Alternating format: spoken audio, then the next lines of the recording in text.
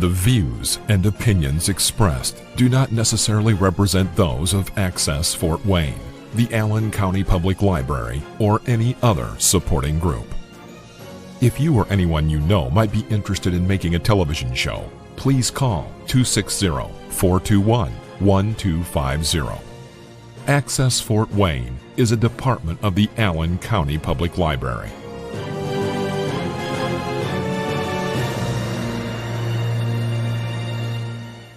Taps for a Gone World.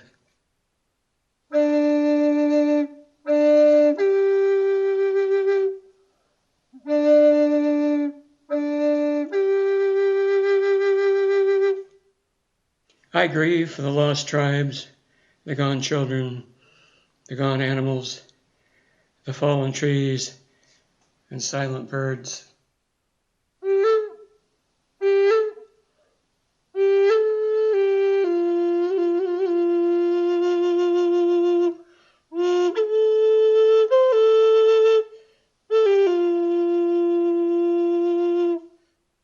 I cry water tears, and I cry for all who have gone forever under the water.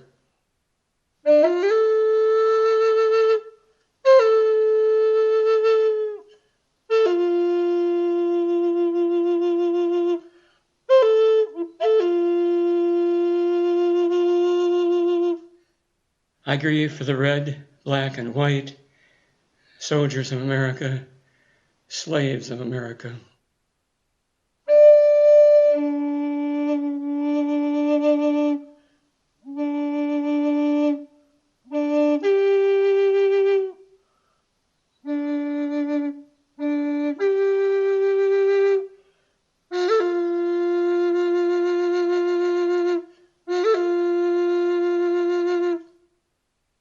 The cries of the oppressed fall into the shores of grit and grime, twin towers of grief.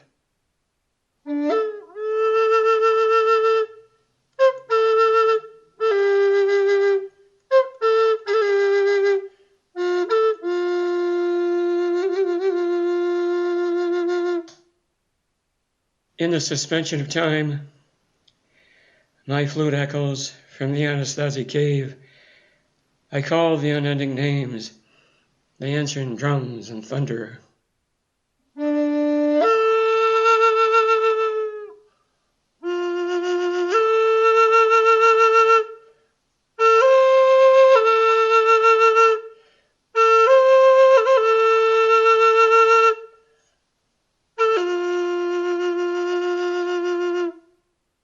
I cry for the soul of America.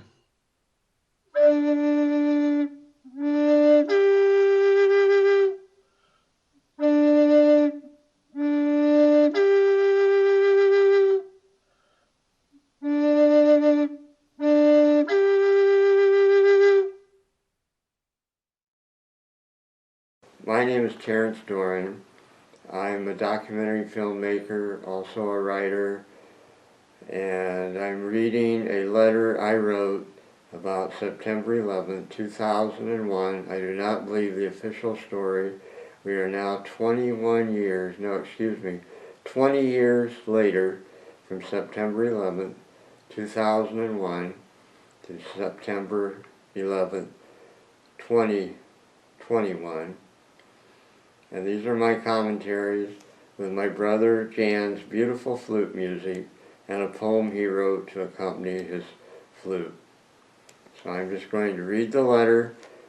It's my view of 9/11. I do not believe the government story, although I know many do.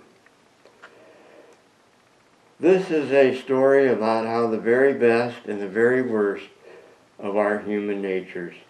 We begin by honoring the best, those rescue workers who risk their health and their very lives with little or no concern to their own well-being, to dive into the inferno of hell in Manhattan, the main bureau of New York City, on September 11, 2001. We pay tribute now to the best and the bravest among us, and some paid the ultimate sacrifice. Just a few blocks from what was the World Trade Center is a little fire station across the street, not far from Wall Street. That morning must have started for the firefighters like every other morning until they got the call. They were the very first responders. It would have only taken them a minute or two.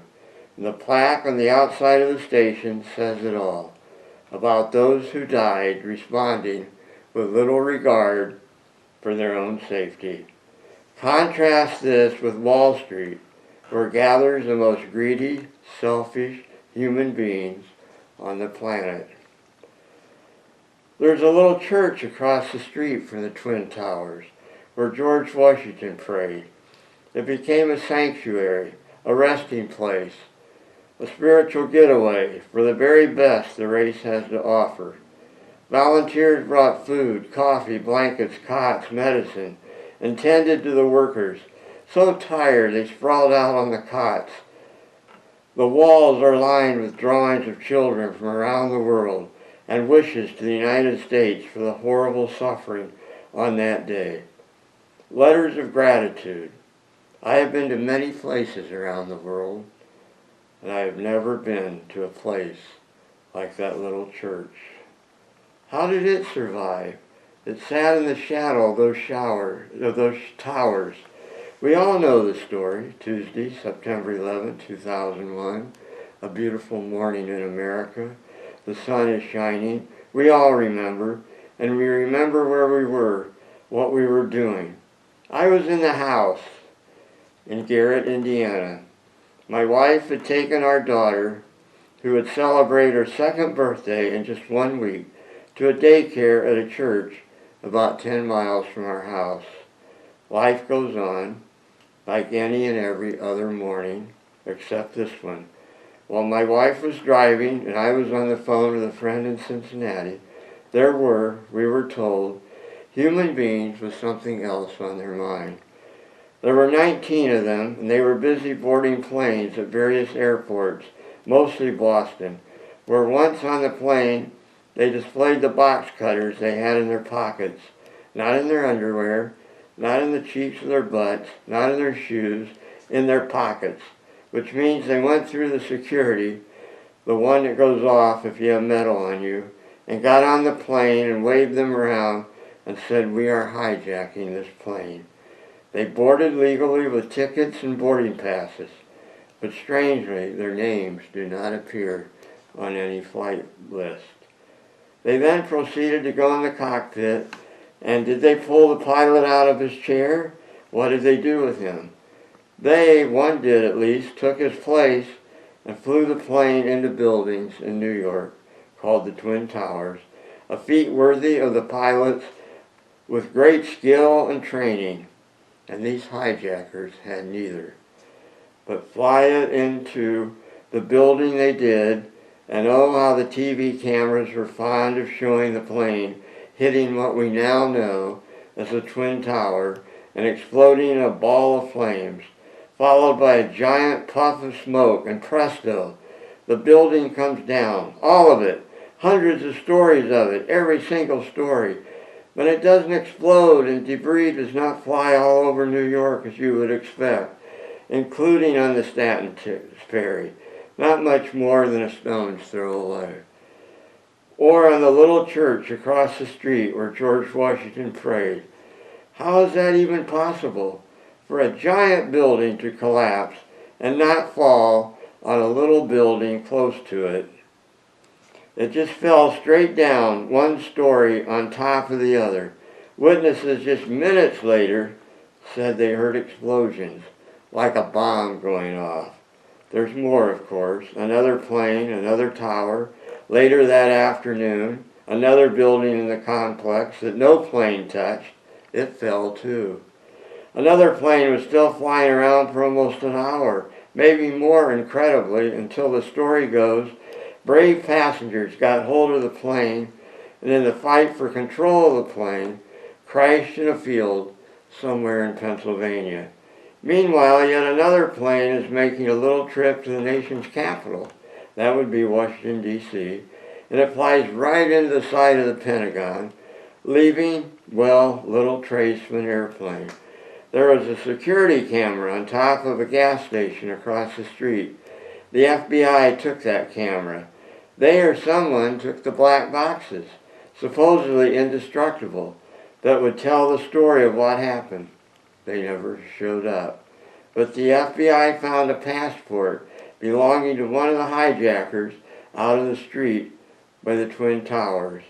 An hour or so later, witnesses are no longer saying they heard an explosion like a bomb going off. The military was doing some sort of fake drills that day. The president, named George W. Bush, was reading a story to a bunch of kids about a goat in Florida where his brother Jeb just happened to be the governor.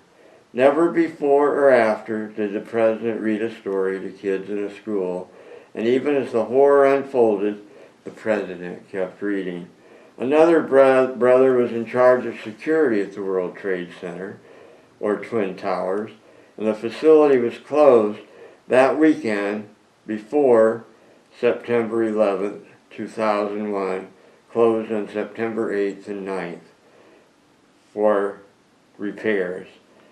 Many people made a fortune in the market because they somehow knew these planes were going to crash.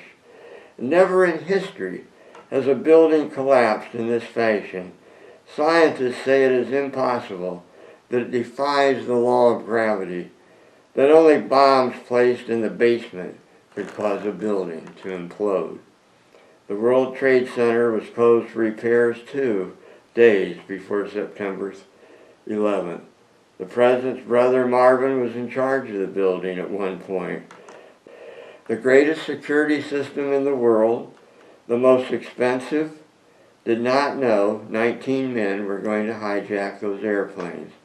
But the same system said later the men had been going to flight schools and meetings for months. Months. My dog and I for lunch money could have sniffed them out. Nor did the world's greatest security system with all kinds of jets do one thing that morning to stop those hijackers. Not a thing.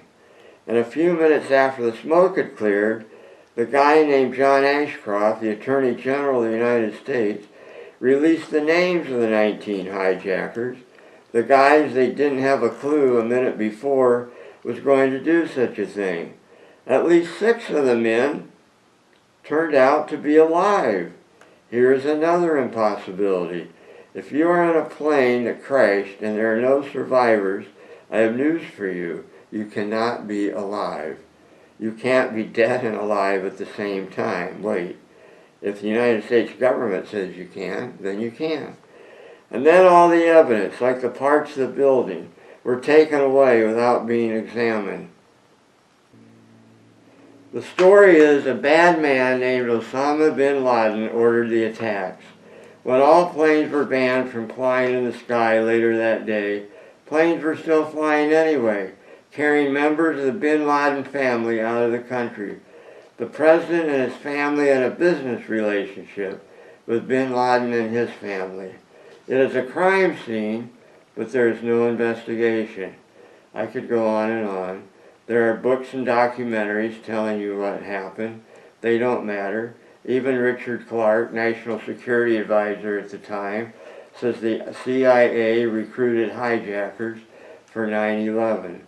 You are an American. You believe what you want to believe. Facts don't matter. I'm an American. That is the official story. Countries have been invaded and ruined, fortunes made on the basis of this story. Iraq and Afghanistan, and even by the official story, these little compared to the United States had nothing to do with 9/11. No matter.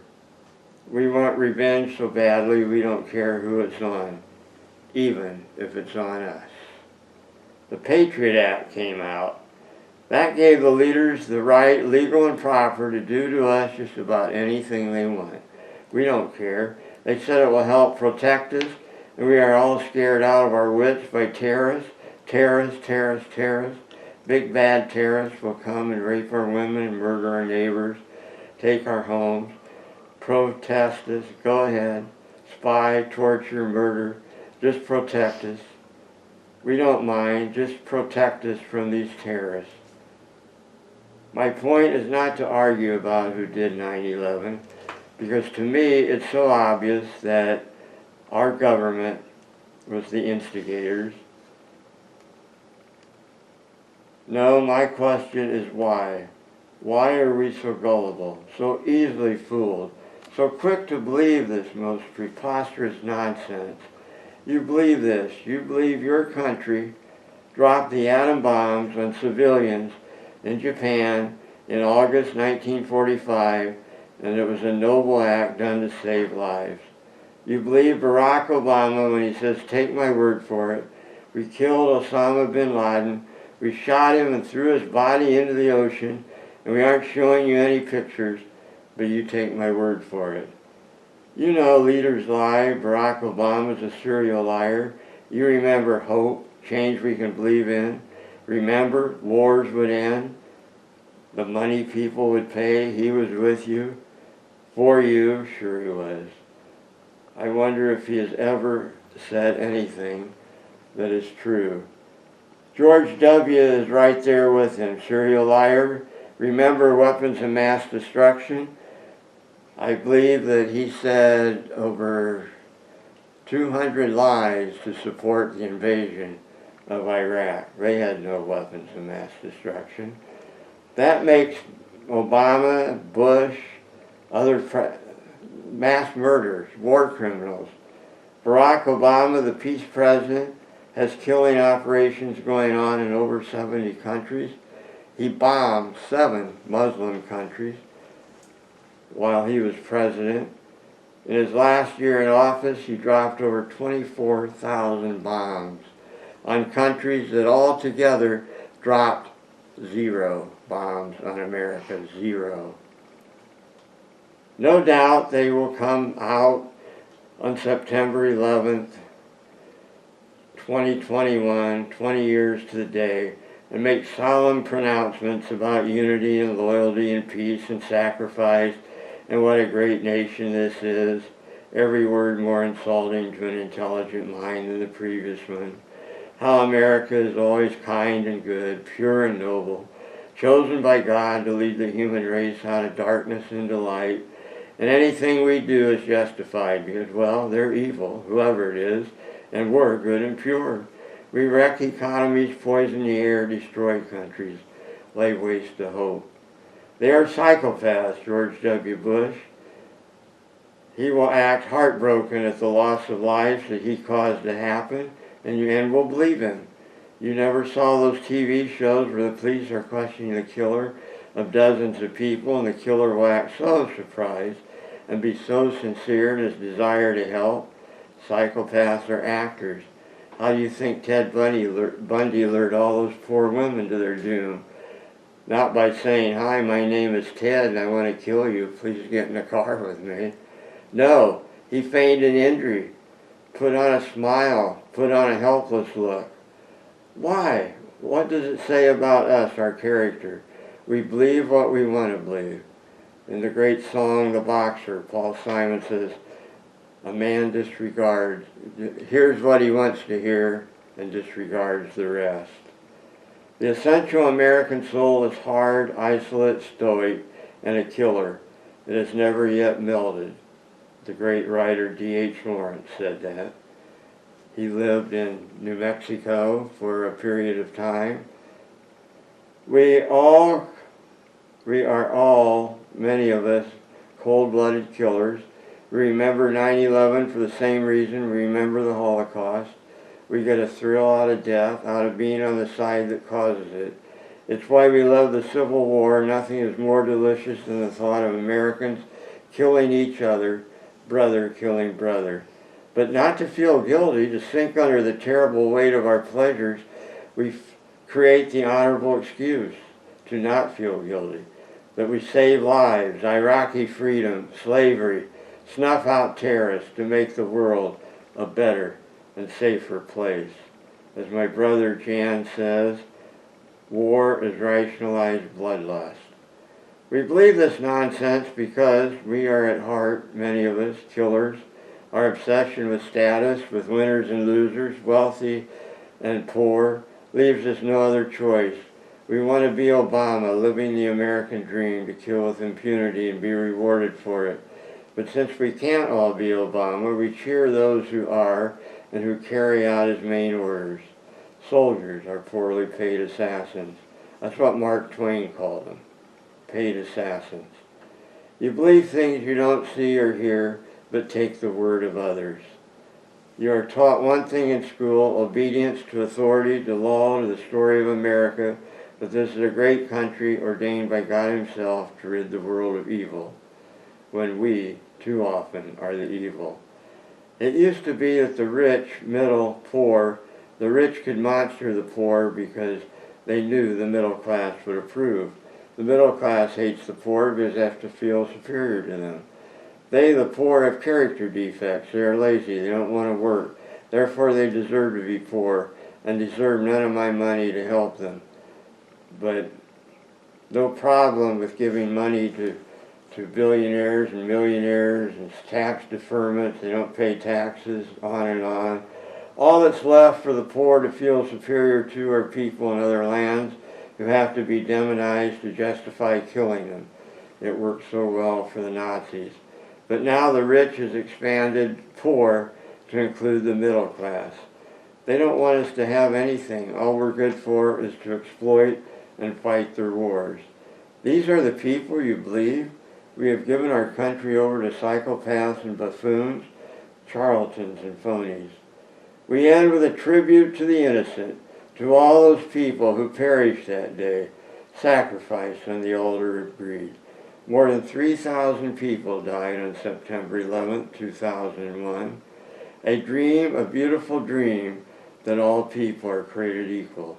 It died too, and we are all paying the price. Taps for a Gone World.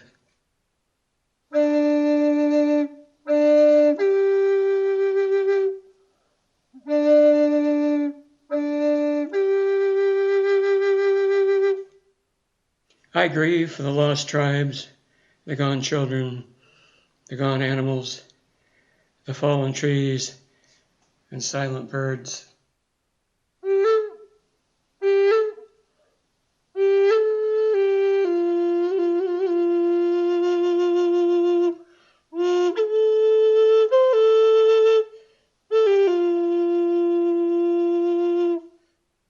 I cry water tears, and I cry for all who have gone forever under the water.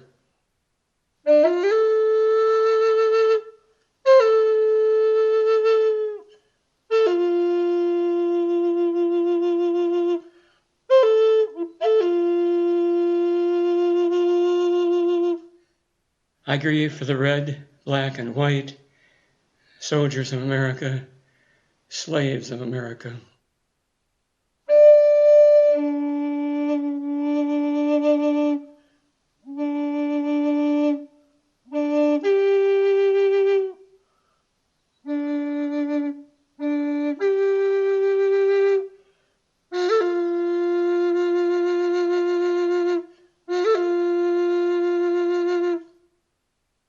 The cries of the oppressed fall into the shores of grit and grime, twin towers of grief.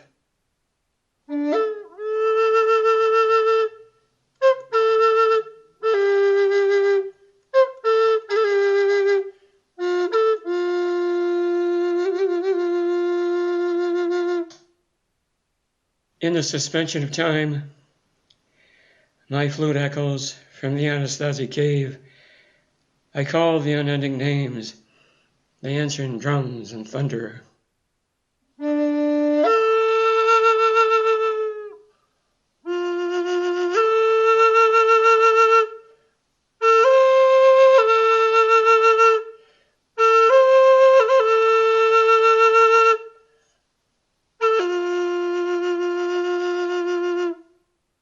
I cry for the soul of America.